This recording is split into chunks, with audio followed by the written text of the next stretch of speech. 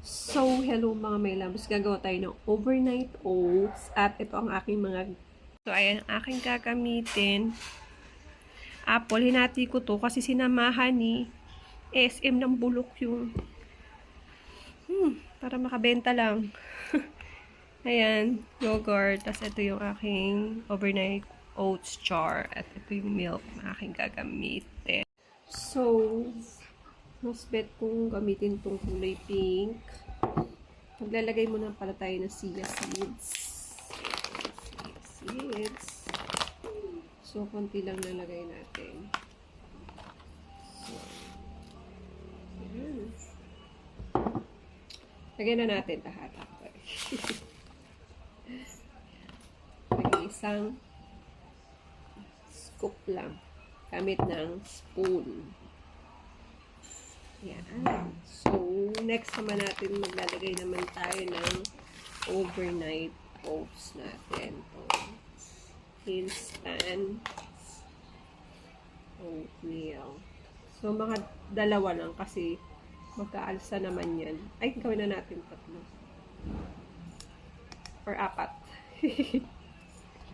So, 4. So, ito. Ayan. 4. 4. So, 4. So, ayan. Lalagay tayo pa ng 4 na scoop dito.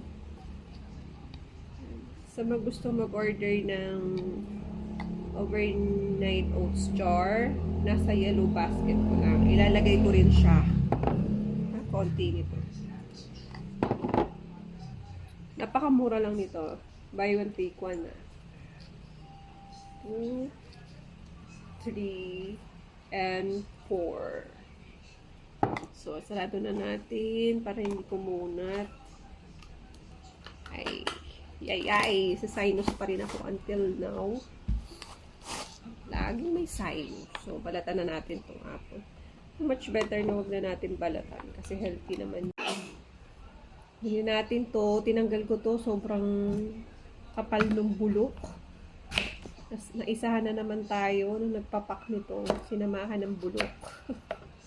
Ang mahal pa naman, 4 na piraso is 186 pesos, 4 na piraso. Siguro, alam mo naman, para mabenta lahat yung apple. Ayan. So, mag-slice tayo. Bali, ang gagamitin natin, apple at saka lagay tayo sa mga ilang piraso sa ating jar. Itan lang banana para healthy. Prutas lang sa isang jar nila. Sa akin, gagawin kong 2. Actually, mga mayayaman naman, maraming prutas. Pero yung mga nagpa-budget, yung isang fruits lang. So, mag-slice din tayo ng ating banana. Cute banana. Okay. Slice tayo. Ganito nga pala yung hinati ko ganyan pa below. Ayan. Then, another one. Ayaw makisama ng sinus ko. At ayoko rin naman tumulo yung sipon ko habang nagbibidyo ko. Gumagawa ko ng overnight oats ko, diba? Nakakaya naman. Nakikita niyo tulog ng my loves. Nakapaghati na tayo, nakapag-slice na tayo ng banana, 2 banana. So, kain natin ito. So, maglagay na tayo ng ating milk. So, ito, shout out nga pala sa Milk Magic. Nahawakan ko to before. Nag-i-event ako. So, naging, ko to. Brand ko to before. So, maglagay na tayo ng milk. Yan, okay na yan. Kuntian lang natin. Ayan.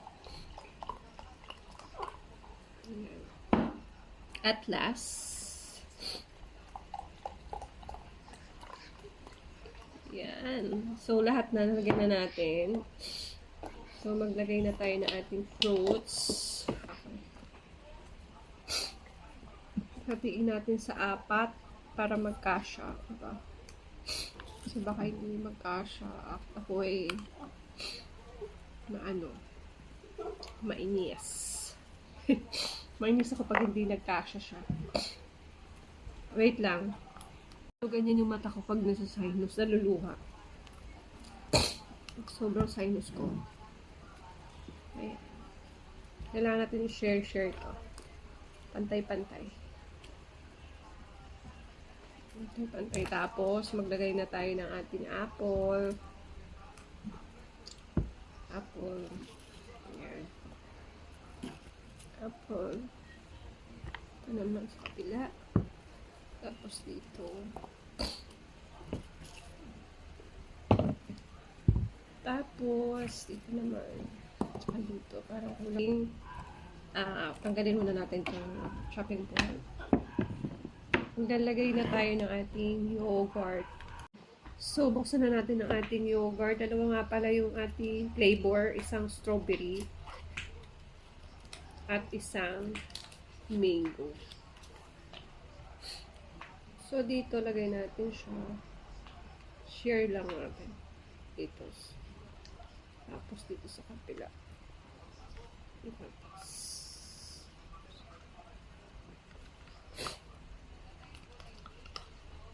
Yan. Tapos dito naman sa kabila ay flavor ay mango. Mango.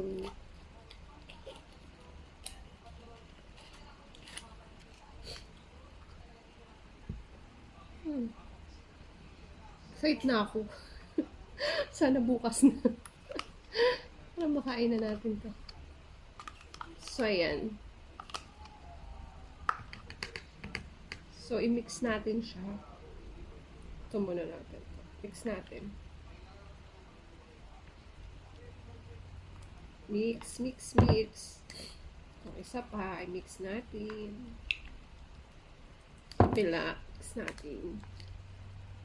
Ayan. Mix, mix, mix. And yung isa, i-mix din natin. So, ayan. Papakita ko sa inyo kung anong itsura niya. So, ayan. Just wait. So, ayan. Natapos na natin. Tatakpan na natin at ilalagay natin sa rep. So, tatakpan na natin siya maigi. Tapos, ilalagay natin to kutsara dito. Ilalagay natin sa rep. Diba? So, ilalagay na natin sa rep. Ayan. Tapos, hintayin na lang natin bukas. So, all goods na. At hintayin na lang natin bukas para update ko kayo anong lasa niya. Yun lang mga mirams at salamat sa panonood. And bye!